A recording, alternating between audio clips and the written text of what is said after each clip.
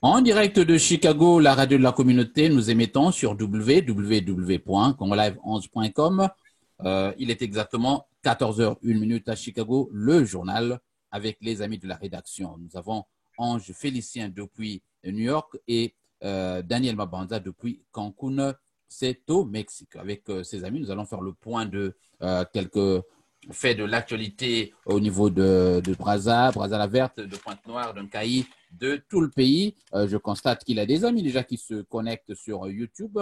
Renvoyez-nous votre rapport d'écoute, chers amis, pour ceux qui nous écoutent. Nous émettons simultanément aussi bien sur YouTube que sur Facebook, notamment sur notre page Radio Congo Live 11 Chicago et sur YouTube Radio Congo Live 11 Chicago également. Alors aujourd'hui, nous revenons sur la situation des bourses des étudiants que nous évoquions déjà hier avec notre ami Serge Flavier. Vous savez que dans la communauté ou la diaspora congolaise de France, nous avons à Paris même ce qu'on appelle une payerie, dont le travail est de payer les bourses des étudiants. Ces bourses n'ont pas été payées depuis le mois de janvier. Elles ont bel et bien été virées, mais nous avons appris que le décaissement n'a pas encore été fait. Alors Daniel, vous êtes également en train d'enquêter sur la situation. Quelles sont les infos que vous avez pu avoir à ce sujet? Ouais, une fois de plus, merci John Lewis. Bien évidemment, il y a des étudiants comme nous le savons. Hein. C'est une situation qui ne date pas d'aujourd'hui, mais c'est une situation qui date depuis des lustres de temps. Donc, évidemment, il y a un problème de paiement de bourse des étudiants qui sont dans l'Hexagone. Et bien évidemment, nous sommes en train de dégrainer toutes les informations possibles afin, n'est-ce pas, de pouvoir étayer le public. Mais à ce jour, je dirais, de quelques sources, j'ai reçu personnellement des informations me disant qu'il y a eu un retard au niveau de Brazzaville et d'autres sources qui disent que le virement avait été fait depuis Brazzaville, mais malheureusement, les étudiants n'ont pas encore reçu l'argent dans leur compte. Parce que généralement, quand l'argent est viré, ils reçoivent des messages au travers de leur téléphone, mais qui jusqu'à aujourd'hui, en tout cas c'est le statu quo, on espère bien que d'ici demain ou après-demain, nous aurons des informations fiables pour pouvoir, comme je l'ai dit, étayer ou élucider, n'est-ce pas, le public. Voilà ce que je peux donner comme information à ce sujet de Lewis. Voilà, donc la promesse qui leur avait été faite, c'est que cette bourse serait payée après le confinement. Or, vous savez que le confinement a été repoussé, ce qui complique cette situation. On nous dit également que les fonctionnaires, eux, ont été payés. Voilà, c'est ce que je lis ici. Le lundi 13 avril 2020, le président Macron a renvoyé la fin du confinement au 11 mai 2020, ce qui revient à dire que tant que le confinement continuera, nous, les étudiants, on ne sera pas payés. Par contre, les diplomates congolais en France, vous voyez déjà, ont perçu leur salaire de février 2020, mars 2020 et avril 2020. Donc, ils n'ont aucun retard. Malgré que le gouvernement a depuis le mois de février versé nos arriérés de bourse, à la payerie du Congo à Paris, les fonctionnaires de la payerie ont fait le choix de payer 30% environ des étudiants dès le mois de février 2020 et nous autres, depuis 2 mois, on est abandonnés. Voilà pourquoi on s'insurge contre eux. Alors donc, une tranche a déjà été payée, donc une partie des étudiants, et ce n'est pas tout le monde. Ce n'est pas du tout normal, ça, Ange Félicien. Si ceci s'avère vérifié, donc vrai, on dirait que ce n'est pas du tout une bonne pratique. Oui, Jean Lewis, bon, vous êtes censé connaître, comme moi, la situation actuelle, la situation socio-économique du Congo-Brazzaville actuellement. Et pour moi, ce n'est pas une surprise parce que le Congo traverse une période très, très, très, très critique au niveau socio-économique.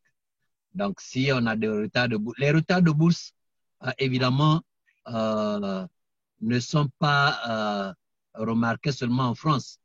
Oui. Les étudiants du Congo Brazzaville qui sont à l'étranger, partout où ils sont, ils accusent des gros retards de versement de bourse. Donc, ce qui se passe en France n'est pas une singularité, mais c'est juste une partie du maillon, hein, une partie du maillon. Et moi, je suis sceptique sur les promesses du gouvernement parce que le gouvernement lui-même n'arrive pas à satisfaire les obligations des bailleurs internationaux, notamment le FMI. Et je ne vois pas comment il va satisfaire les étudiants congolais qui accusent de nombreux mois de retard de bourse.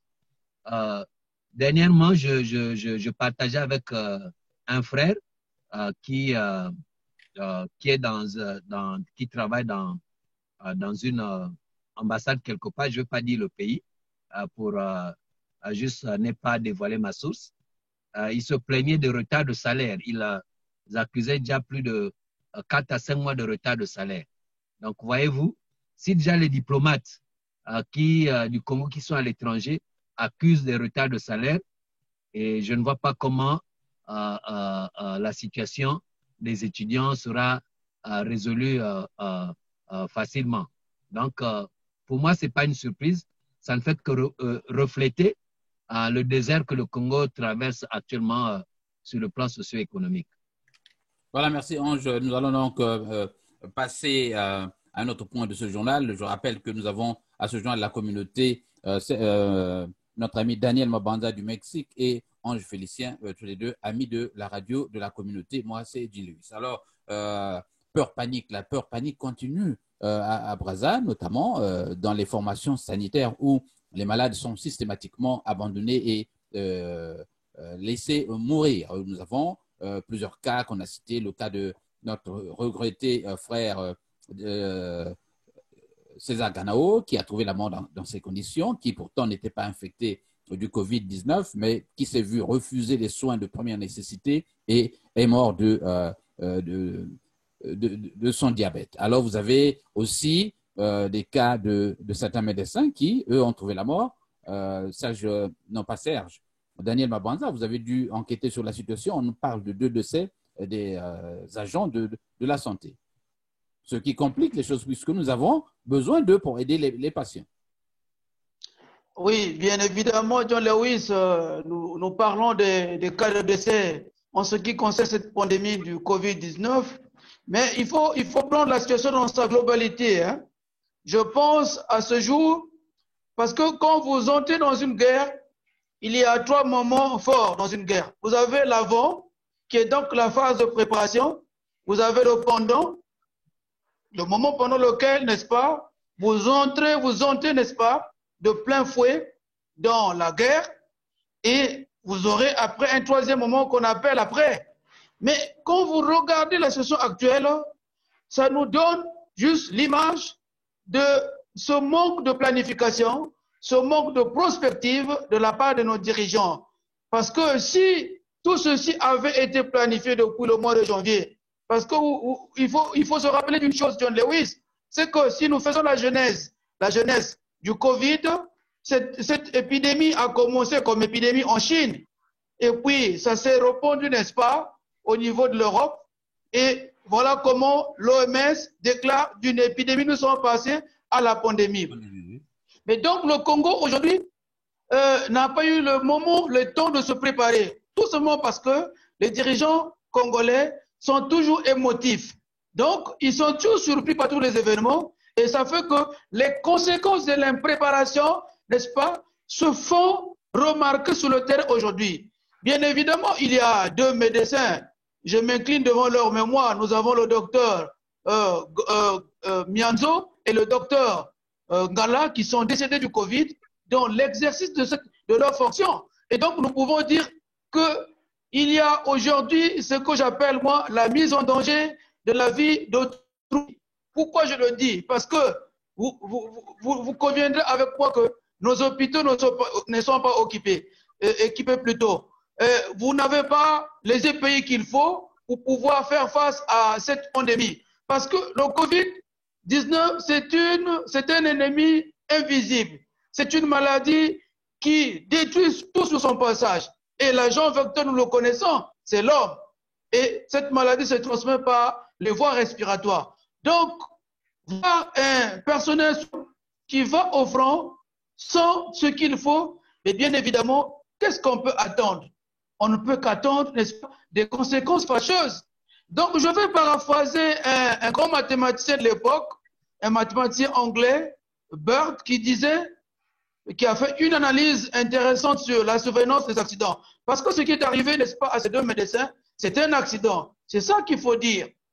Et donc, Bird disait quoi? Il disait ceci, que l'accident n'arrive pas à l'improviste comme le pense le commun des mortels, mais c'est plutôt la conséquence des causes lointaines et immédiates. Et bien évidemment, nous connaissons les causes lointaines de ce qui se passe aujourd'hui, de tous les déroulés, n'est-ce pas, de la situation sanitaire, sociale et économique du Congo. Donc, les causes lointaines, c'est la déstructuration du système de santé publique. Nous n'avons pas d'hôpitaux, nous n'avons que des bâtiments, mais qui ne sont pas équipés. Parce qu'un hôpital, c'est quoi, John Lewis? Un hôpital, c'est les bâtiments. Un hôpital, ce sont les équipements qu'il faut. Et un hôpital, c'est aussi un personnel soignant formé et qui de temps en temps se remet en cause, qui est, n'est-ce pas, qui s'actualise. Et les causes immédiates de ce qui arrive, mais c'est l'impréparation dont nous n'avons cessé de dénoncer dans beaucoup d'émissions, que ce soit sur Radio Congo Live ou sur Jana TV, nous avons déploré cela. Donc, ce qui arrive aujourd'hui, ce sont les conséquences qui se manifestent de cette impréparation, de ce manque de plan d'action qui devait, n'est-ce pas, ici, nous donner des stratégies qui auraient pu permettre au gouvernement de pouvoir, n'est-ce pas, faire face à cette pandémie, à cet ennemi invisible qui ne cesse de décimer des milliers de personnes pratiquement dans tous les continents du monde. Donc, moi, je pense que la responsabilité à ce niveau-là de l'État est engagée, d'autant plus que l'État a les moyens de pouvoir, n'est-ce pas, donner au personnel soignant ce qu'il faut pour se prémunir, n'est-ce pas, contre des éventuelles contaminations auxquelles ils peuvent faire face. Donc, pour chuter sur ce point, ben, c'est très malheureux, je dirais, c'est très malheureux, John Lewis, qu'aujourd'hui, le gouvernement n'arrive pas à prendre la mesure. Parce que quand vous regardez sur le terrain, il n'y a rien qui se fait.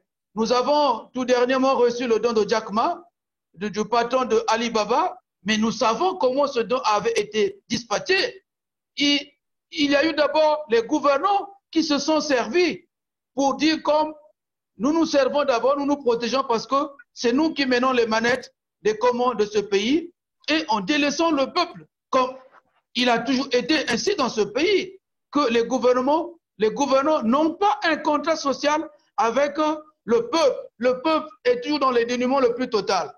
Et aussi, il faut dire qu'aujourd'hui, le peuple est exposé, le personnel soignant est exposé par manque du matériel, par manque des équipements de protection individuelle. Ça fait que aujourd'hui, les gens meurent. Et aussi, nous suivons tout ce qui se passe sur le terrain, sur le plan sanitaire. En dépit du fait qu'ils ont mis en place un centre, ils ont réquisitionné l'hôtel de Kitele, le centre qui est prévu pour les personnes asymptomatiques, c'est-à-dire ceux qui présentent des signes, n'est-ce pas, du Covid-19 après les tests. Mais dans les hôpitaux, il n'y a pratiquement rien. Nous voyons tout ce défilé des malades qui arrivent, même ceux qui ne sont pas atteints du Covid qui arrivent, mais qui sont abandonnés par le fait que le personnel soignant n'a pas les équipements qu'il faut pour pouvoir faire face à cela. Donc, voilà. À quoi on assiste? On assiste, n'est-ce pas, à un déluge, on assiste à ce qui est, je dirais, lamentable, mais c'est regrettable. Nous demandons donc à ces gouvernants, à ces dirigeants, de prendre leurs responsabilités pour que le peuple, parce que n'est-ce pas, dans le peuple, il y a le personnel soignant, pour que ce personnel soignant ne meure pas, parce que Si nous perdons des médecins, mais forcément, il y aura, n'est-ce pas, une réticence de la part de ce personnel soignant. Et si ce personnel est réticent, bien évidemment, le peuple va en mourir plus. Mais donc, pour chuter, je dirais, John Lewis, j'interpelle une fois de plus les gouvernants de ce pays du Congo-Brazzaville de prendre leurs responsabilités. Voilà, je termine mon propos introductif sur ce point. Voilà, c'est plus qu'une introduction, c'est déjà Daniel. Alors, Ange Félicien, nous avons là beaucoup de problèmes à suivre notre ami Daniel Mabanza. Il y a l'impréparation et surtout une impréparation au niveau psychologique de ceux qui travaillent dans ces formations sanitaires, car ils ne se fondent pas sur les symptômes classiques de cette maladie pour fuir, ainsi dire, les patients. Alors, ça, on revient toujours à la responsabilité de ceux qui gouvernent, Ange Félicien. Ah oui, Jean Lewis, la responsabilité, évidemment, incombe à ceux qui gouvernent parce que quand le travail a été mal fait en amont, et on ne peut que subir les conséquences négatives de ce travail mal fait.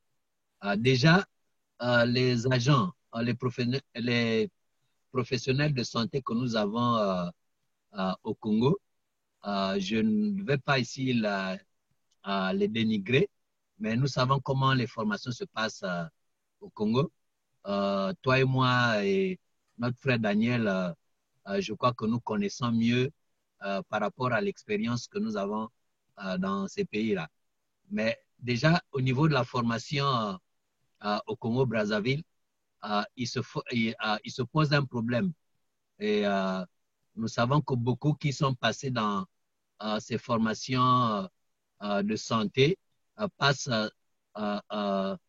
si c'est pas un examen qui a été obtenu avec l'appui d'une main extérieure, ça doit être le diplôme qu'on a obtenu par des voies que nous connaissons. Et quand nous avons des personnes, beaucoup de personnes évidemment qui sortent avec une déontologie professionnelle douteuse, avec des diplômes douteux, évidemment, arriver sur le terrain, nous n'allons pas nous attendre à un travail qui sera apprécié. Et donc, ce qui se passe actuellement à travers cette pandémie que nous sommes en train de vivre n'est que cette conséquence. Et on ne va pas changer les choses, comme disait le gouverneur de l'État de New York, qu'on ne peut pas changer les choses du matin au lendemain en appuyant juste sur un bouton. Et donc, il faut accepter de subir ces conséquences. Malheureusement, c'est la population qui paie. Parce que, comme a dit notre frère Daniel Mabonza, quand une situation comme ça nécessite ce qu'on appelle la préparation, l'action et puis les conséquences. C'est à travers les conséquences qu'on peut réajuster ou ajuster certaines choses, comme cela se fait dans les autres pays.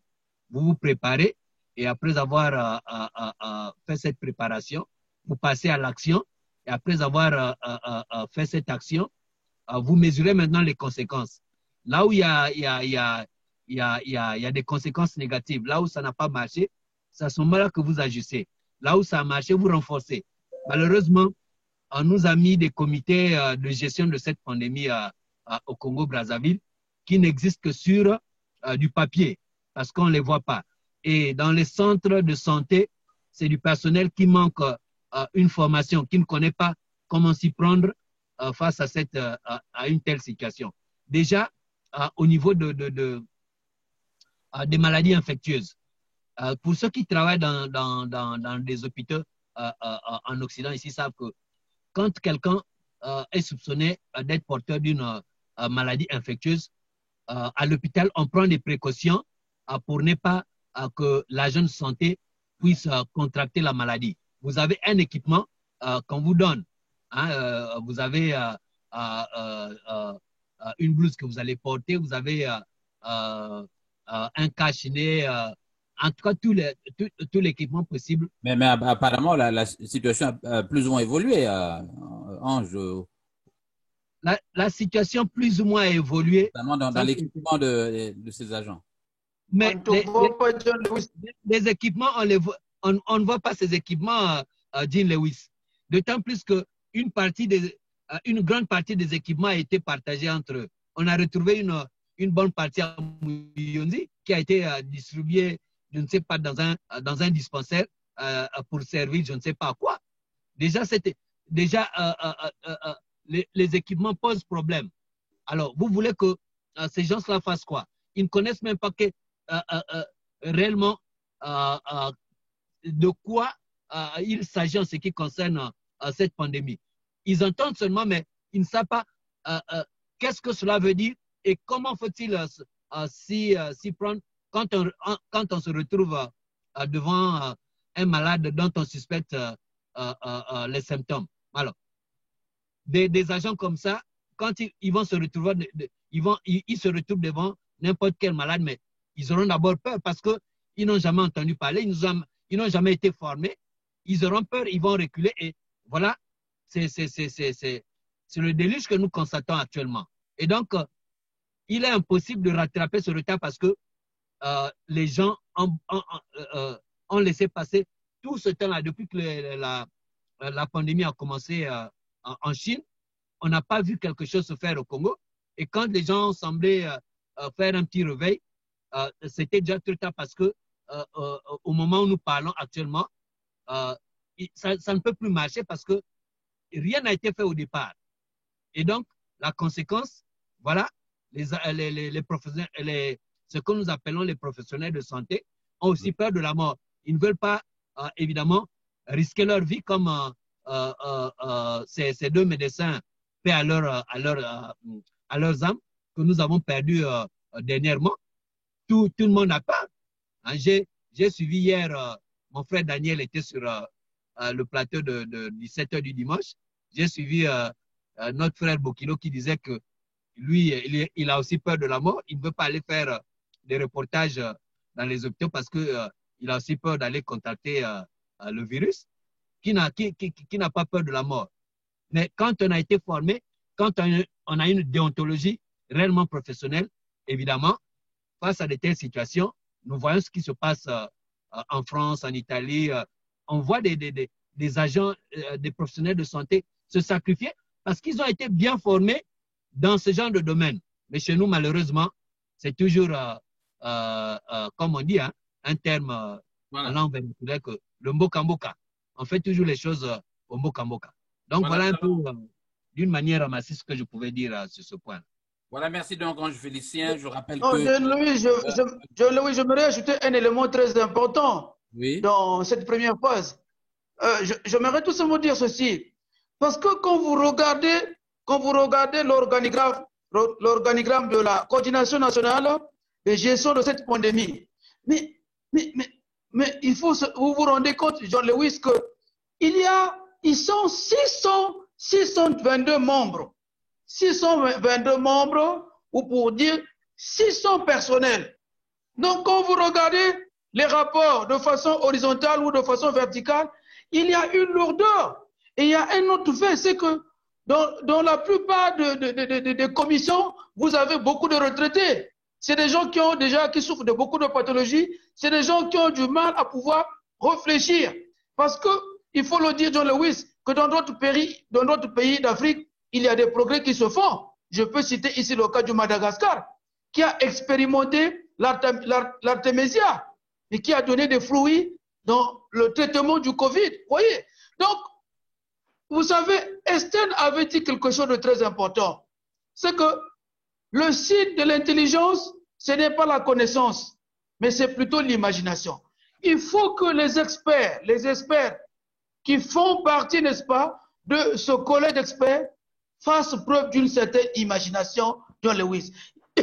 Excusez-moi, il n'y a que ça qui peut nous sauver. Daniel, vous parlez des vieux qui sont dans cette commission, mais être vieux, ce n'est pas nécessairement avoir perdu ses facultés intellectuelles. Mais je ne dis pas. Non, je dis pas. Nous avons besoin, non? Oui, mais l'expérience, on en a besoin. Mais John Lewis, l'expérience doit être actualisée. Parce que vous savez que le Covid-19, c'est un virus qui n'a pas la même virulence que les autres, n'est-ce pas, les autres virus de la grippe. Donc, il y a aussi ça. Et puis, nous leur reprochons le fait aussi qu'ils ne prennent pas langue avec les médecins congolais qui sont à l'extérieur, qui ont quand même une certaine expertise. John Lewis, il faut le dire. Nous avons beaucoup de cas dans la médecine qui sont en France, qui sont en Italie, en Chine, un peu partout. Ça peut faire que par des séquences de vidéoconférences, ils peuvent faire un partage, n'est-ce pas, échange d'expertise pour pouvoir aussi mener à bien cette action. Parce que quand vous regardez l'ossature John Lewis, mais il y a trop de gens, il y a trop, ces structures sont trop pléthoriques. Ça fait que dans la prise de décision, il y a une lourdeur. Parce que, imaginez John Lewis, on a mis dans un premier temps 21 milliards. Qu'est-ce qui a été fait? Que ce soit sur le plan communication, il n'y a rien qui se fait. Sur le plan sensibilisation, vous avez le docteur qui vient nous faire le point sur les statistiques, nombre de cas, nombre de décès et nombre de guéris. Mais ça ne suffit pas de donner ces informations-là. Il faut nous présenter une grille dans laquelle nous aurons, n'est-ce pas, la tranche d'âge. Combien de personnes, n'est-ce pas, de 60 ans ont été atteintes? Combien de personnes de 20 ans ont été atteintes? Donc, il y a toutes ces informations qu'il faut donner au peuple congolais. Et dans la sensibilisation, vous avez le ministère de la Communication qui a un budget pratiquement de plus d'1 milliard de francs CFA. Mais qu'est-ce que fait M. Mungala avec tout cet argent? Il n'y a rien qui se fait sur le terrain.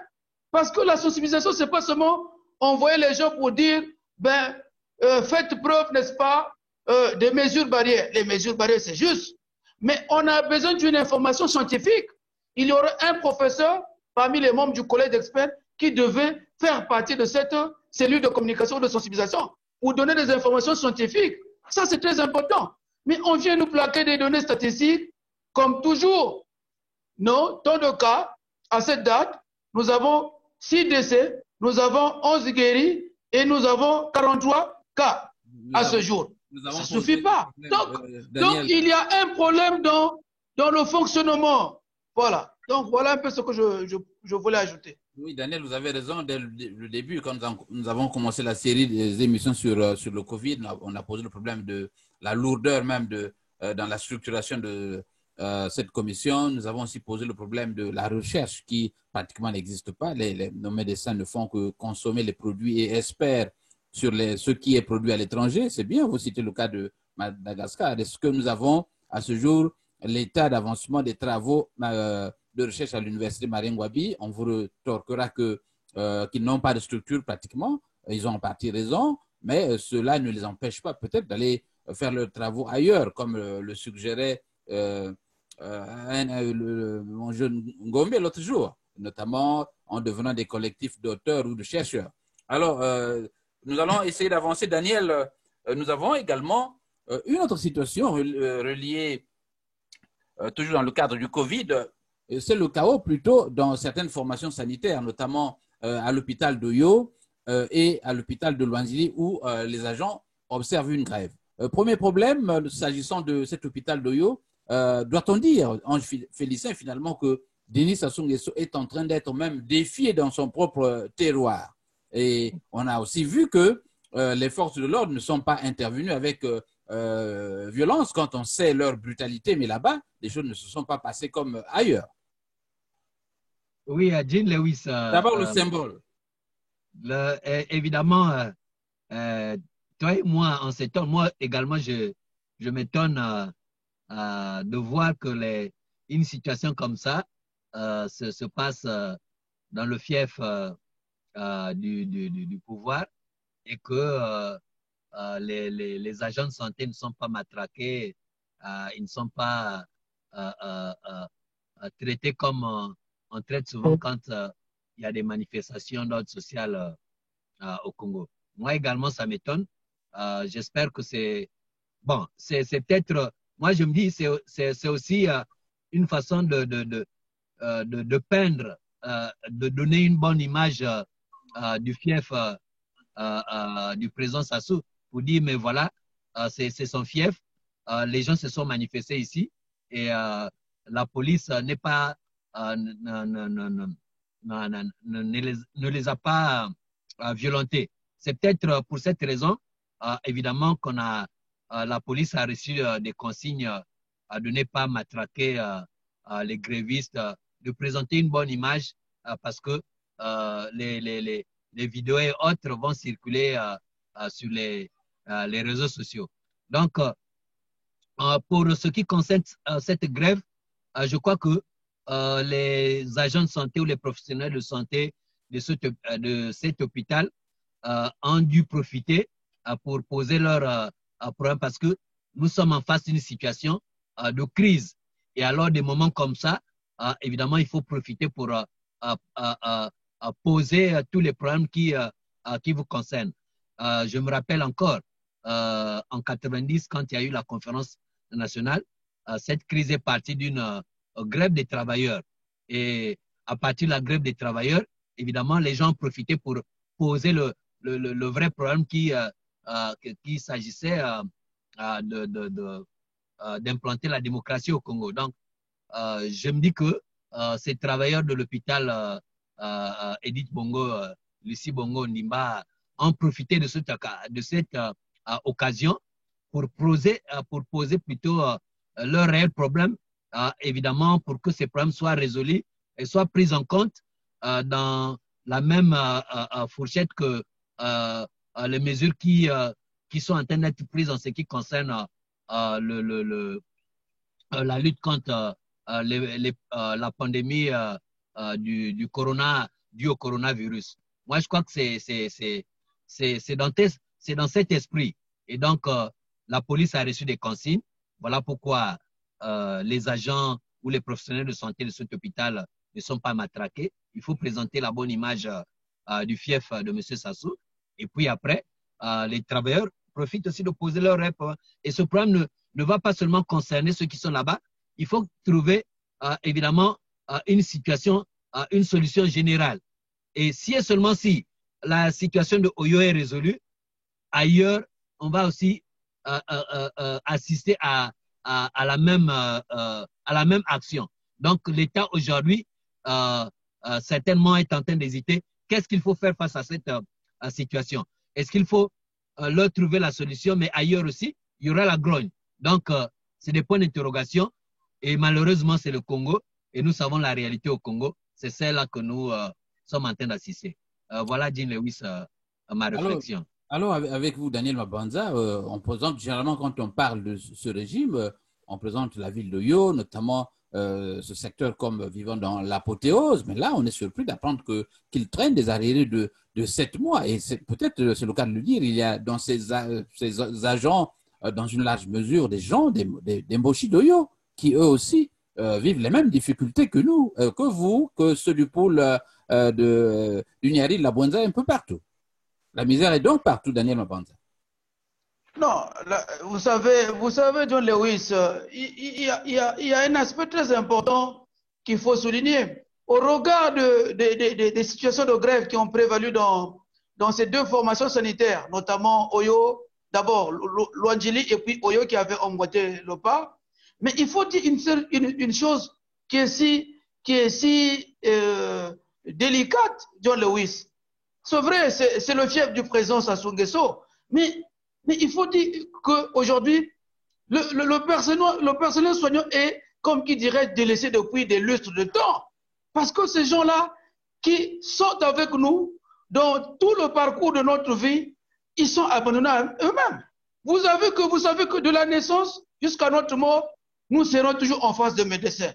Mais ce à quoi on assiste me laisse à dire que le Congo est comme un pays qui marche sous deux formes.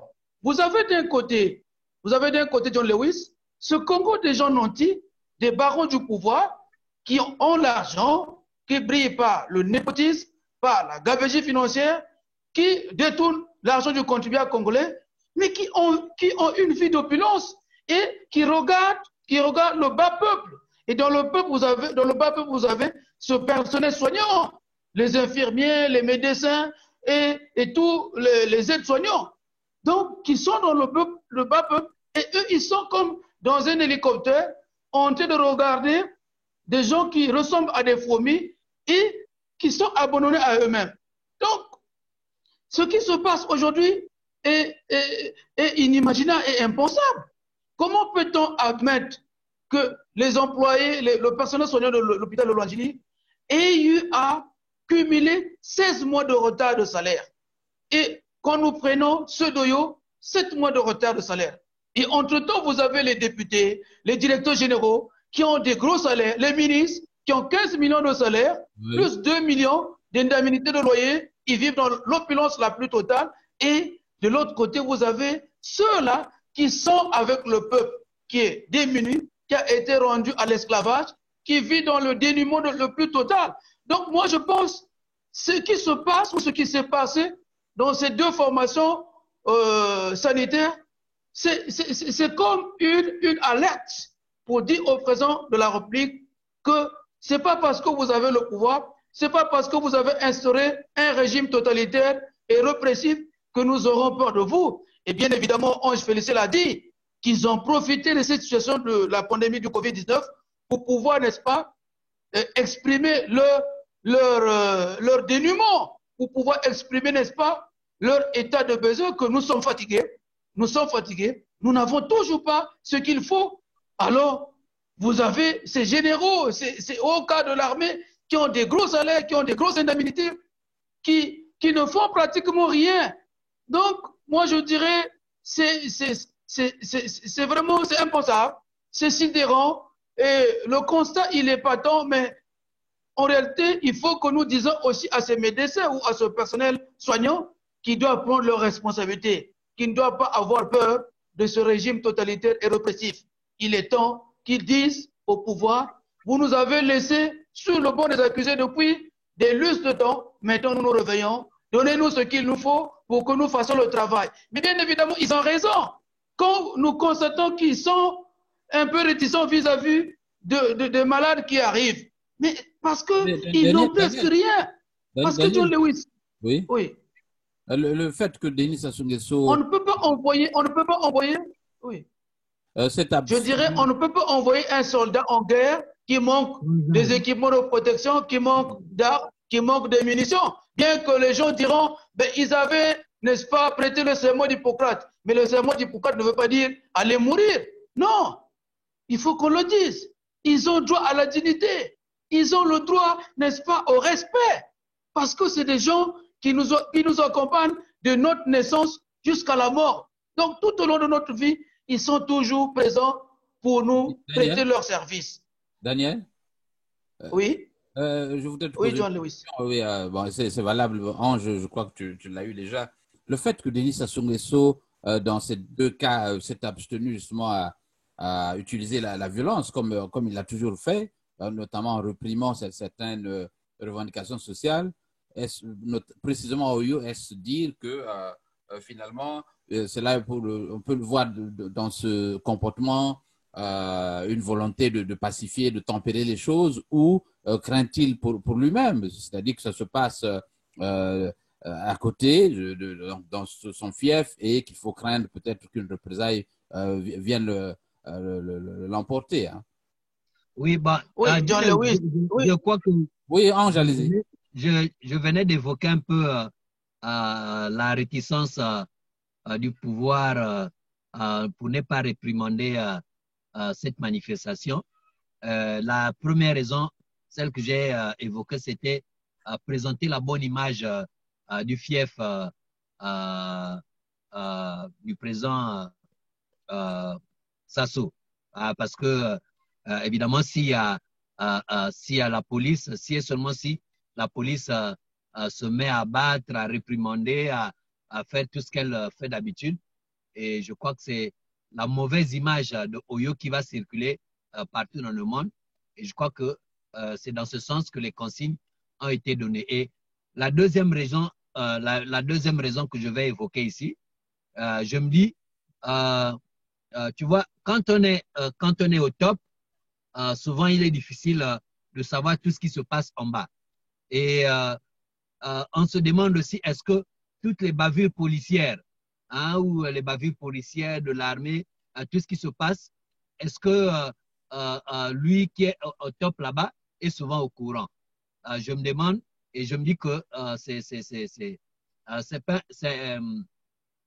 c'est un peu douteux qu'il soit au courant. Et comme ça se passe chez lui, ça veut dire que si quelque chose de mauvais se passait, c'est seulement si la police se met à se comporter comme elle se comporte d'habitude, ça veut dire qu'automatiquement, le chef qui est à côté sera informé. Donc, dans ce cas-là, vaut mieux ne pas afficher le comportement habituel et on fait comme les loups dans une bergerie qui se font passer pour des moutons, mais sachant qu'ils sont des véritables loups. Et ils craignent que s'ils se mettent à s'attaquer aux moutons, et le berger, comme il est à côté, facilement va les déceler et puis donner des punitions. Je crois que c'est la deuxième raison qui fait que la police n'applique pas les méthodes qu'elle a souvent appliquées quand elle est en face de la population. Donc, la peur de ne pas voir l'information aller directement dans les oreilles du chef. Alors, il faut s'abstenir et donner une bonne image que non, mais habituellement, c'est ce que nous faisons. Donc, c'est un peu à ce jeu de cache-cache que la police est en train de jouer. Voilà. Daniel Mabanza, rapidement, nous allons bientôt refermer ce journal dans une dizaine de minutes. Oui, oui, John Lewis, oui, le fait que ceci se passe dans le fief du président de la République est un fait. C'est bien évidemment, comme l'a souligné Ange Félicien, on a essayé un peu de préserver les intérêts, n'est-ce pas, du terroir. Mais en passant, je vous dirais que quelques syndicalistes avaient été arrêtés. C'est parce que le personnel soignant a pu résister, a demandé à ce qu'on libère, qu'on paye, coûte que coûte, ces arrêts, au moins 2 mois d'arrêt. Et ça fait qu'on a payé le jour même 1 mois et le lendemain, on a payé le 2e mois. Mais entre-temps, il y a eu quelques syndicalistes qui avaient été réprimandés.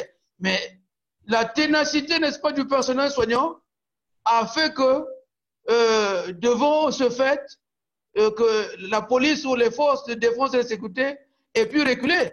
Mais il faut dire aussi une autre chose, dans un autre sens. C'est que dans le contexte actuel, le président aussi a eu à craindre une chose. C'est qu'il faut éviter qu'une goutte d'eau qui fait déborder le vase parte d'eau pour éviter que ça contamine l'ensemble du territoire. Parce que si cela était maltraité, vous imaginez dans quelle situation on se serait retrouvé que les autres villes ou les autres villages ou les autres départements emboîtent le pas dans le même sens. Donc on serait dans une situation plus ou moins normale et puis catastrophique parce que les malades allaient se retrouver seuls, sans médecin, ce qui ferait qu'ils pouvaient aussi entraîner, n'est-ce pas, la grogne sociale ou un soulèvement.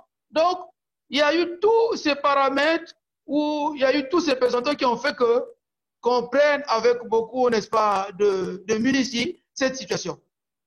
Voilà, merci Daniel Mabanza. Nous allons dans quelques instants aborder la question, même les réactions que nous attendions depuis longtemps. Nous parlions des membres de l'opposition qui ne réagissaient pas sur cette question du Covid. On n'a jamais entendu ces gens depuis le début de cette crise, mais on a enregistré quelques réactions, notamment de la part de Tati Mabiala, mais aussi de la part de Madame Mounari. Mais avant cela, j'ai quelques infos que je voudrais vous donner relativement à l'actualité du Covid à Brazzaville. Il y a une note, je crois, qui vient d'être signée par Denis Sassou Nguesso. Urgence, c'est sur Brazza News. Prorogation de l'état d'urgence sanitaire au Congo sur toute l'étendue du territoire national à compter de ce mardi 21 avril 2020 pour une durée de 20 jours. Alors, donc, comme Macron, Denis Sassou Nguesso venait de rallonger. J'espère qu'en le faisant, on va aussi rallonger les mesures salvatrices en direction du gouvernement, du peuple. Réaction, Ange Félicien. Oui, je disais tantôt que c'est à quoi il fallait s'attendre.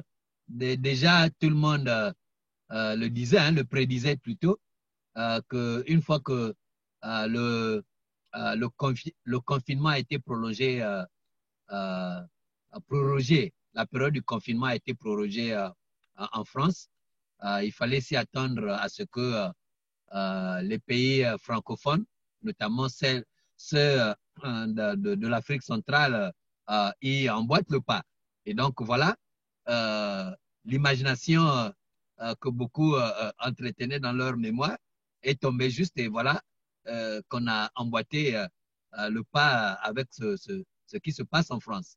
Donc Daniel, pendant qu'ailleurs on propose plutôt d'assouplir le confinement en renforçant le port du masque, au Congo, on croit qu'il faut encore continuer à garder les Congolais dans les maisons et finalement compliquer leurs problèmes de survie. Ok, Jean-Louis, je vais d'abord répondre à ta première question qui parlait, n'est-ce pas, de la réaction de ces partis de l'opposition. Non, mais il faut dire une chose qui est réelle, qui est juste, qui est vraie, Jean-Louis, c'est qu'aujourd'hui, qu'est-ce que l'on constate au Congo? Pour moi, en fait, il n'y a pas d'opposition. C'est juste cet orchestre-là, ce grand ensemble qu'on appelle le PCT, que moi je définis comme pacte commun de traitement, donc qui réunit les sous-ensembles qui sont donc l'UPADES, vous avez IDC Frocat, qui sont dans ce grand ensemble. Alors, qu'est-ce qui se passe?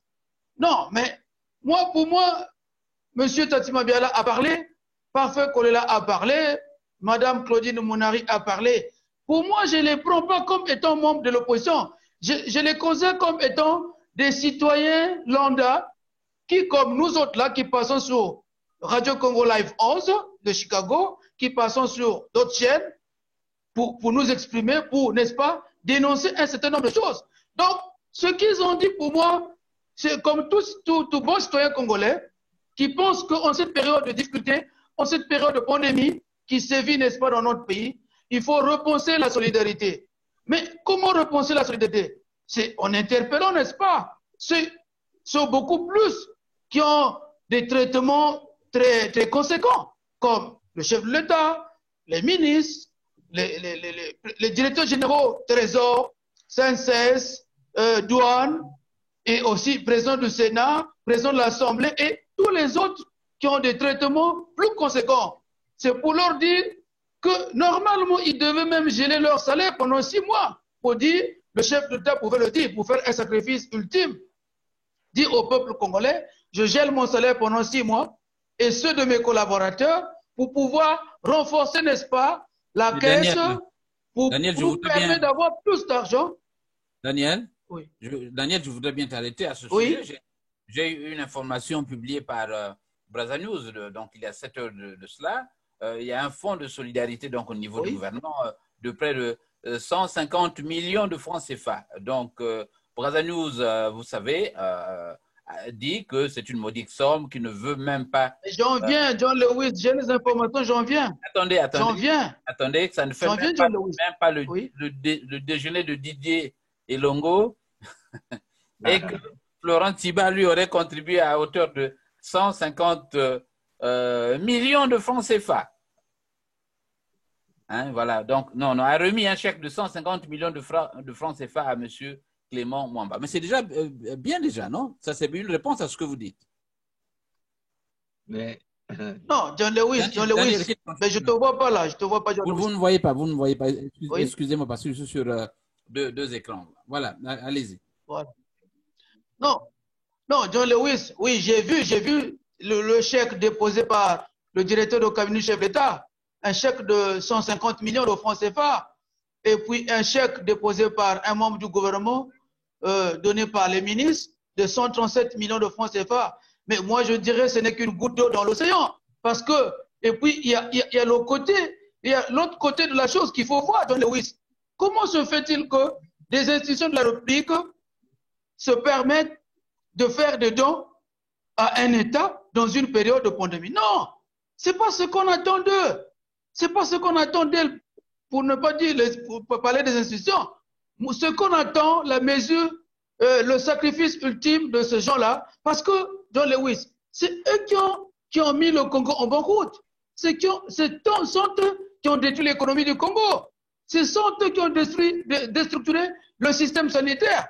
Donc, ce qui serait plausible pour moi, c'est faire de sorte que le chef de l'État, comme l'a fait le président béninois, comme l'a fait le président du Malawi, c'est dire, je donne mon salaire pendant 6 mois. Mes collaborateurs également font la même chose, mais je pense qu'on aurait eu plus d'argent pour faire face à cette pandémie qui sévit dans tous les pays ou dans notre pays. Maintenant, 150 millions, 137 millions de francs CFA, pour moi, c'est insignifiant. Jusque-là, c'est insignifiant. Et je trouve aussi qu'il n'est pas normal, dans un état de droit ou dans un pays sérieux, que les entreprises de l'État donnent de l'argent ou font des dons à l'État ou au gouvernement. Mais je me demande, où est-ce qu'elles trouvent cet argent, ces entreprises? Où est-ce que ces institutions de l'État trouvent de l'argent? C'est pas normal. Donc, à ce sujet, je pense que, pour moi, rien n'est encore fait. Je réitère cela. Et pour aborder la deuxième paire de mots de votre question, sur, vous parlez de quoi là, John Lewis? C'était quoi la deuxième manche? J'ai même déjà oublié parce que vous ramassez. Bon, il s'agissait de, je ne sais pas si on a déjà abordé la question du terroir. Hein? Il s'agissait de la réaction. Non, j'ai parlé de l'opposition. Non, ça, j'ai abordé cette question. En fait, je voulais vous voir réagir sur la réaction de Denis Sassou Nguesso quant à ces grèves, notamment. Non, au confinement, quant à la prorogation du confinement. Non, oui. Il faut dire, John Lewis, on fait pas du copier-coller, parce que la France a prorogé, parce que tel pays a prorogé, et nous aussi, nous faisons cette prorogation. Non. Mais le problème d'aujourd'hui se pose en termes, n'est-ce pas, de la sociologie du milieu congolais. Parce que nous l'avons dit dans plusieurs émissions, John Lewis, que 80% des citoyens congolais, n'est-ce pas, vivent de l'économie informelle. Donc, s'ils ne vendent pas, si ces mamans-là ne vendent pas, si ces maçons-là ne vont pas dans les chantiers, comment vont-ils faire pour faire vivre leur famille pendant la période de confinement? Je suis d'accord que c'est une mesure barrière qui est très capitale, qui est vraiment salvatrice ou salutaire. Mais il faut que cette mesure soit accompagnée, n'est-ce pas, des mesures sociales. On dit, il faut distribuer des kits alimentaires. Nous avons suivi, ils ont rendu par la fameuse task force qui est censée, n'est-ce pas, évaluer du Covid sur le plan social et économique. Mais on nous a parlé de 150 ménages vulnérables et de 300 ménages qui risquent de vivre, n'est-ce pas, des problèmes de nutrition. Mais quand vous mettez 13 milliards, par exemple, quand vous mettez plutôt 4 milliards, pour pouvoir subvenir aux besoins, n'est-ce pas, de 300 ménages pendant cette période. Mais ça ne fait que 13 000 francs CFA, John Lewis, par ménage. Est-ce qu'un ménage peut se nourrir avec 13 000 francs pendant 20 jours? C'est la question que l'on se pose. Donc, il ne s'agit pas de confiner pour confiner, mais il s'agit de confiner, c'est vrai, pour arrêter la propagation du virus, mais il faut confiner en y apportant des mesures sociales concrètes, c'est-à-dire, c'est donner, n'est-ce pas, ou distribuer des kits alimentaires à toutes les familles ou à tous les ménages, n'est-ce pas, sur toute l'étendue du territoire national. Parce que quand vous additionnez le confinement à la restriction, n'est-ce pas, de ne pas se mouvoir, ça pose un problème réel. Donc les gens risqueront de mourir, non pas seulement de la maladie, mais ils risqueront de mourir, n'est-ce pas, de faim. Ce qui ferait que, ces derniers vont chercher à sortir. Et quand ils sortent, qu'est-ce qui se passe? Nous avons ces forces de défense et de sécurité qui brillent toujours par la répression et par la barbarie, mais de peur que ces gens soient molestés, soient bastonnés.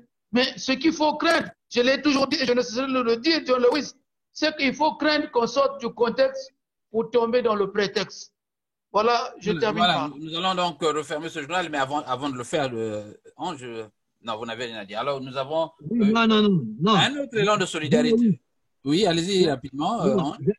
J'allais dire un petit mot sur l'opposition parce que je ne me suis pas oui, allez-y sur l'opposition, voilà. Oui, mon frère Daniel Mabanza a déjà tout dit, hein, mais j'aimerais juste dire, je ne sais pas, le Congo n'a aucune opposition, comme l'a dit mon frère, parce que Dans aucun pays au monde, on a déjà vu un pouvoir nommer le chef de l'opposition. Ça, c'est déjà quelque chose qui nous dit qu'au Congo-Brazzaville, il n'y a pas une opposition. Peut-être la petite opposition qu'on a voulu avoir, c'était pendant les élections qui se sont passées dernièrement. Malheureusement, on connaît la suite. Donc, ces gens, on sait qu'ils travaillent pour le pouvoir et ça ne sert pas de se passer pour une opposition. Et ils n'ont qu'à se déclarer ouvertement qu'ils travaillent pour le pouvoir, au lieu de faire croire aux Congolais que non, mais... Non, c'est à vous de le dire, de le prouver dans vos analyses, qu'ils travaillent pour le pouvoir. Mais quand on dit qu'ils travaillent pour le pouvoir, les faits sont là. Depuis qu'on assiste à tout ce qui se passe au Congo-Brazzaville, on n'a jamais vu cette opposition se lever. Je venais de donner un fait. Dans quel pays au monde on a déjà assisté à un pouvoir qui nomme le chef de l'opposition? Quand on se dit opposant, on se fait nommer par le pouvoir avec un salaire à l'appui. Dans quel pays au monde on a déjà vu ce genre de gestion? Et puis en plus, quand on se dit opposant et qu'on soit ministre, je ne pense pas que être opposant, vous vous êtes déclaré opposant et vous allez encore travailler pour le pouvoir dont vous vous dites opposant. Je ne pense pas que c'est une opposition comme le mot, c'est une opposition. Donc, ça ne sert pas de nous présenter une opposition au Congo. On sait qu'au Congo, il n'y a pas réellement une opposition qui existe. L'opposition, c'est elle-même constituée par les Congolais lambda qui essaie de se débattre par tous les moyens pour, évidemment, comment dirais-je, pour crier à tout moment sur, disons, dénoncer tout ce que les Congolais subissent au quotidien. Mais s'il faut compter sur une opposition, malheureusement, elle n'en existe pas au Congo. Voilà ce que je pouvais ajouter. Voilà, merci donc, Ange Félicien. Je rappelle que nous sommes sur la radio de la communauté où il est exactement 14h58 minutes. Nous sommes aussi bien suivis sur Facebook que sur notre lien ou notre site YouTube Radio Congo Live 11 Chicago. Donc désormais, vous aurez cette émission du Journal de la communauté simultanément sur ces deux supports. Pour terminer, je vous donne une autre information très alléchante. Alors, pour vous qui habitez ici, voilà ce que Bolloré vous propose, mon cher Mabanda. Le port de Pointe-Noire, source Brazza News bien sûr, le port de Pointe-Noire participe à l'élan de solidarité nationale. Alors, c'est ainsi que pendant toute la période de lutte contre le Covid-19, Bolloré suspend les frais de transport, de transfert des conteneurs vers le dépôt de douane et rallonge la franchise magasinage de 10 à 20 jours. On dit que d'autres sociétés vont emboîter le pas pour ces mesures salutaires. Nous parlions déjà de l'eau qui sera l'eau et de l'électricité dont les factures ont été mises en berne pour 2 ou 3 mois déjà. Réaction. Et on en termine. Oui, John Lewis. Oui, John Lewis, il faut dire que il y a une maxime des cheminots qui dit souvent un train peut en cacher un autre. Donc, ce que fait Bolloré ici, pour moi, c'est un non-événement. Parce que Bolloré est derrière des calculs un peu mesquins. C'est-à-dire, je donne par la main gauche et je récupère par la main droite. D'autant plus que nous savons que... Comment alors? Oui, d'autant plus nous savons que Bolloré exploite ce port de Pointe-Noire depuis de lustres de temps sans que le gouvernement congolais ou le trésor public congolais, n'est-ce pas, puisse faire des bénéfices ou des dividendes qu'il faut. Donc, c'est purement de la poudre aux yeux, c'est du gros pipeau. Pour moi, c'est même un non-sens parce que nous n'y gagnerons rien, d'autant plus qu'on n'y a jamais gagné grand-chose sur ce port. Donc, ça ressemble un peu comme l'opposition et la mouvance présidentielle. C'est des gens qui sont dans une même maison, mais ce qui fait la différence entre eux, c'est quoi? C'est que chacun occupe une chambre et pendant des moments de réjouissance, on se retrouve au salon, on trinque un verre de coca, un verre de vin, mais on dit, on est toujours ensemble, on continue donc à prendre, à manger, à boire et à festoyer. Donc voilà un peu ce que moi je pourrais dire à ce sujet. Pour moi, c'est non-événement parce que les fonds ou les recettes de ce port n'est-ce pas, ne profite pas au peuple congolais. Ça ne profite qu'aux barons du pouvoir. Donc, qu'il fasse cela ou qu'il ne le fasse pas, pour moi, ça ne change rien. Voilà, nous avons eu une information qui nous vient d'un auditeur qui nous suit depuis Libreville. Il nous demande, donc c'est un Congolais, mais naturalisé gabonais, qui nous demande combien le président Sassou a donné. Hein, alors que Ali Bongo, lui, je vais donc vous lire ceci. Ali Bongo, malgré son état de santé chancelant, le président gabonais Ali Bongo Ondimba a sorti de sa poche une somme de 1 milliard 100 millions de francs CFA comme contribution à la lutte contre le coronavirus.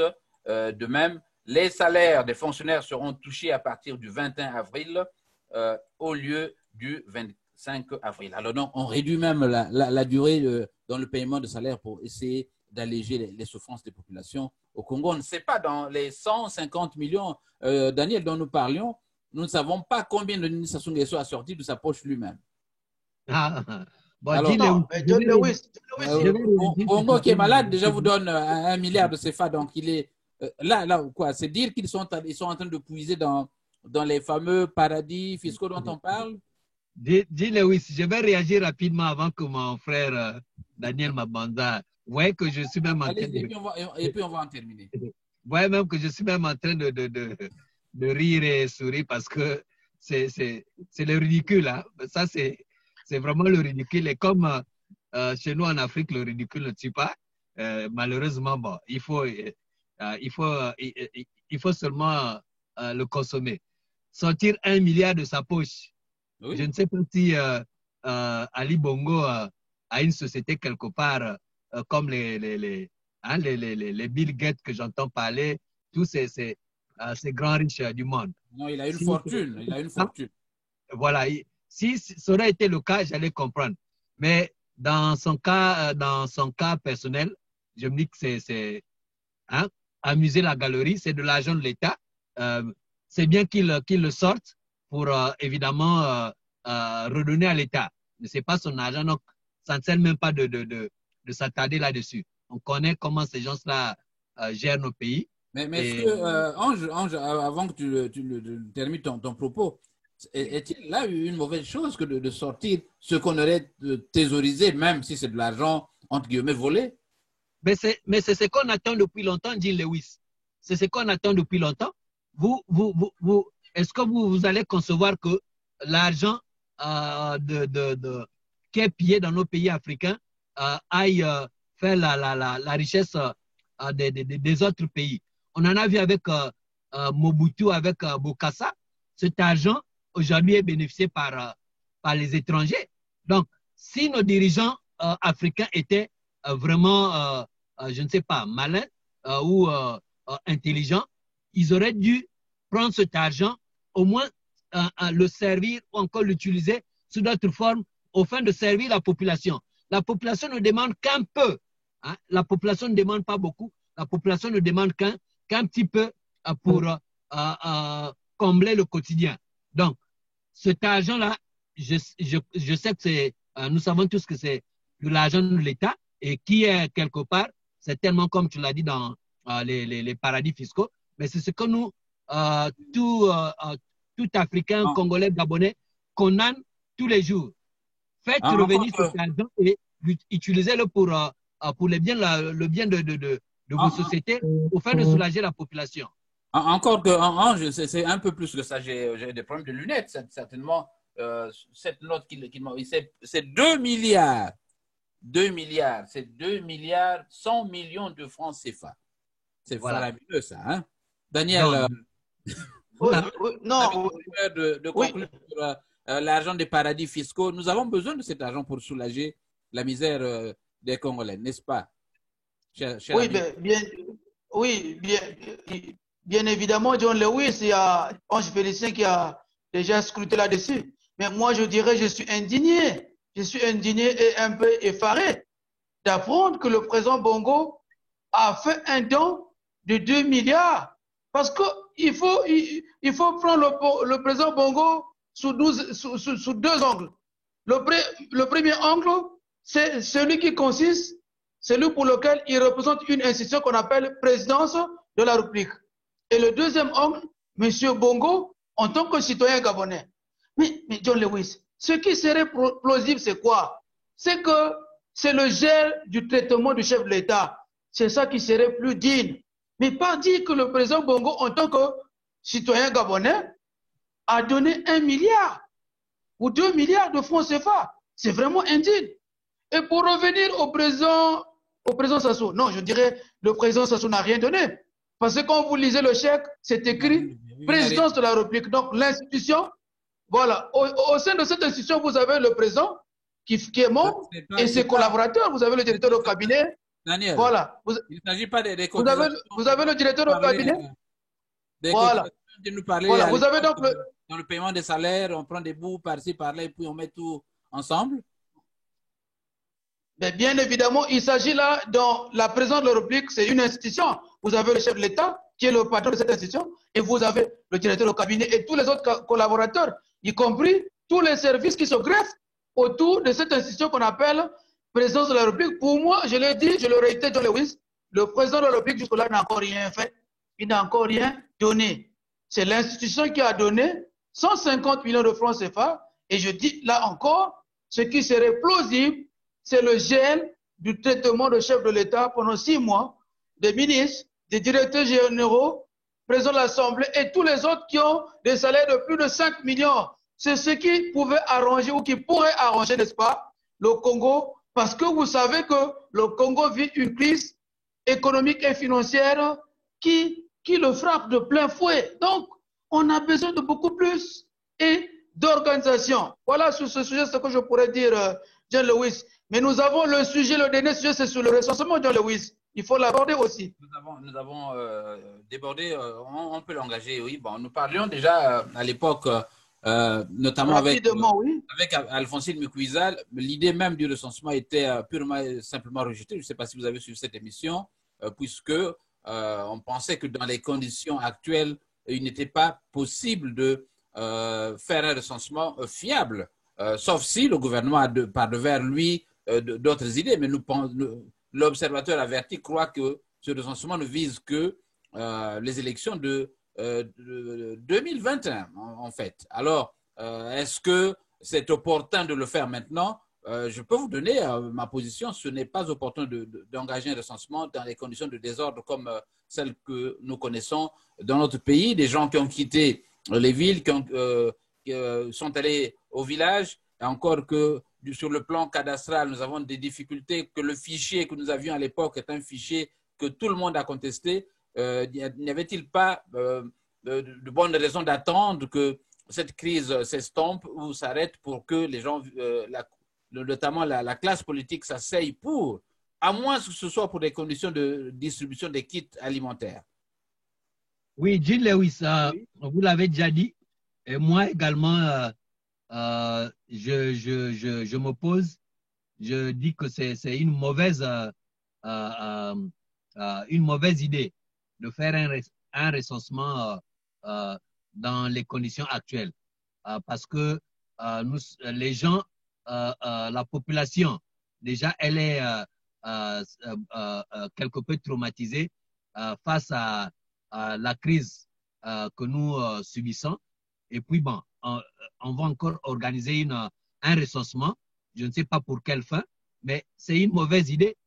Pendant que on cherche des moyens actuellement, des gros moyens pour mettre un programme adapté à la situation du Congo face à cette pandémie, on ne trouve pas de moyens. Maintenant, quels sont ces moyens que le gouvernement a eu aujourd'hui qu'il va donner, parce que faire un recensement, c'est des gros moyens aussi. Ça ne va pas se faire avec des cailloux. Mais pourquoi ne pas concentrer toute cette manne financière ou encore tout ce pactole dans un seul but, celui que nous connaissons actuellement, celui de la pandémie. On a une crise qui est vraiment urgente, et donc le gouvernement ferait mieux de se consacrer d'abord à cette crise, et une fois que ce moment est passé, le recensement peut peut se faire après, même si on sait que c'est un recensement qui ne sera pas, qui ne se fera pas dans les conditions que nous connaissons, mais il serait mieux de surseoir et puis se consacrer d'abord à la crise que nous avons actuellement avant de penser à autre chose. À moins qu'on nous dise, bon, c'est encore un divertissement comme d'habitude, hein, chercher à divertir la population comme d'habitude. Voilà, merci donc à toi, Ange. Je crois que nous n'avons pas des questions ici, Daniel, de la part de ceux qui nous écoutent, qui nous suivent aussi bien sur Facebook que sur YouTube, car je vous rappelle que nous émettons simultanément sur les deux plateformes, YouTube et Facebook. Je vais regarder, avant de refermer ce journal, s'il y a des questions. Alors, pour ceux qui veulent nous poser directement des questions, vous pouvez le faire sur notre Messenger. Nous pourrons prendre vos appels. Autrement, nous allons, s'il n'y a pas, je vais donc regarder sur la trentaine donc des gens connectés, s'il y a des questions. Je crois qu'apparemment, il n'y a pas des questions ici. Je vais bien m'assurer qu'il n'y a pas de questions posées par les auditeurs. S'il y a des questions, je crois qu'apparemment, il n'y a pas toutes mes excuses. Hein, ici, je vais bien m'assurer. Voilà, donc nous n'avons pas... Est-ce que le dernier, c'est un chef de l'État? Ah bon, c'est une question... Ah, je crois qu'il réagit, un auditeur. Le dernier, il s'agit de, je crois, de Denis Sassou Nguesso. Hein? Nous avons Lennox Jenny qui nous demande, est-ce que ce dernier, c'est un chef d'État? Donc, il conteste, mais il est bien chef d'État, mon cher Jenny. Comment voulez-vous? Jusqu'à preuve du contraire, c'est lui qui représente, comme a dit quelqu'un un jour, c'est lui qui représente le Congo, donc on ne pourra pas lui... Voilà.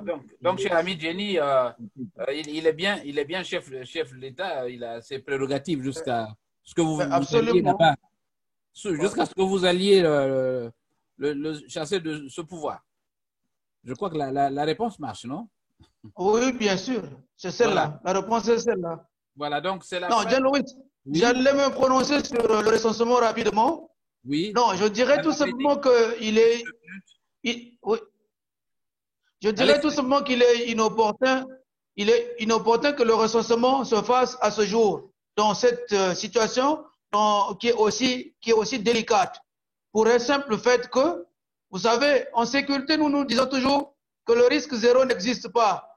Donc, si on restreint les personnes de rester chez elles, on ne peut pas, dans le même contexte, dire à d'autres de pouvoir se mouvoir et être en contact avec ces personnes qui sont dans les maisons. Non, mais déjà, quand vous suivez le discours du chef de l'État du 28 mars 2020, qui décrétait l'état d'urgence sanitaire, mais il n'était pas question, n'est-ce pas, d'un recensement. D'autant plus que cela fait 23 ans, John Lewis, 23 ans que le Congo n'a jamais fait de recensement. En 2007, ils se sont appuyés sur le recensement de 1984, qui était le tout premier de notre histoire, n'est-ce pas? Donc, il n'y a pas eu de problème avec les organismes onusiens, parce qu'on parle du recensement général de l'habitat et de la population et de l'habitation. Mais c'est vrai que le Congo a ratifié les accords internationaux qui nous demandent de faire un recensement tous les 10 ans. Mais 23 ans durant, on ne l'a pas fait. Pourquoi on le ferait dans le contexte actuel? Parce que ce qui serait plausible, c'est quoi? C'est que tout l'argent que nous trouverons dans cette situation, présentement, doit être focalisé vers, n'est-ce pas, le traitement et les mesures sociales dans cette période du Covid-19. Donc, pour moi, je pense que quelque part, il y a un agenda caché qui est là, qui ne dit pas son nom, parce que pour le PCT et le président Sassou Nguesso, ce qui compte, c'est que coûte en 2021, il faut qu'il y ait une élection et il sera candidat et il gagnera comme toujours, il a tout fait. Donc, c'est inimaginable. Voilà un peu ce que je pensais dire à ce sujet. Voilà, merci donc à toi et à Ange d'être venu à ce journal de la communauté. Merci encore une fois à tous ceux qui étaient connectés sur Facebook, sur Radio Congo Live Ange Chicago, notamment la page, et sur notre mur Jill Lewis. Merci à ceux qui étaient connectés sur la radio de la communauté Radio Congo Live Ange Chicago, live stream sur YouTube où il est exactement 15h15 à Chicago. Et à tous ceux qui étaient connectés donc sur YouTube, je vous invite à vous abonner sur cette chaîne pour que vous ayez l'information en temps réel. Pour vous abonner, c'est très simple. Vous voyez le logo qui est au bas de la fenêtre à droite, donc le logo de la radio. Posez votre souris dessus et cliquez. Vous aurez la possibilité donc de souscrire un abonnement gratuit à la radio de la communauté. Merci et bonne nuit à tous ceux qui nous écoutent de la France et de l'Afrique. Moi, c'est Jean Lewis.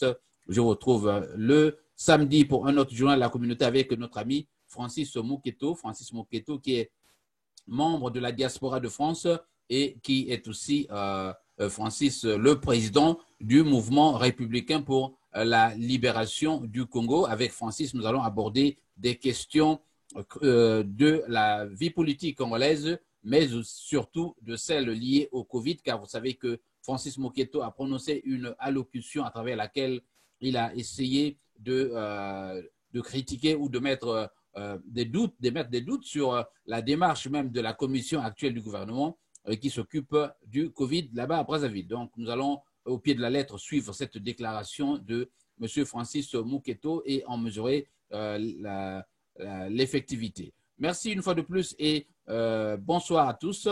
Moi, c'est Jean Lewis. À la prochaine occasion. Merci, Jean Lewis. Bonne Merci, Jean Lewis. Merci à toi, Ange Félicien. Bonne soirée. Merci à toi aussi, Daniel. Merci beaucoup. Merci donc à vous, les amis de la rédaction.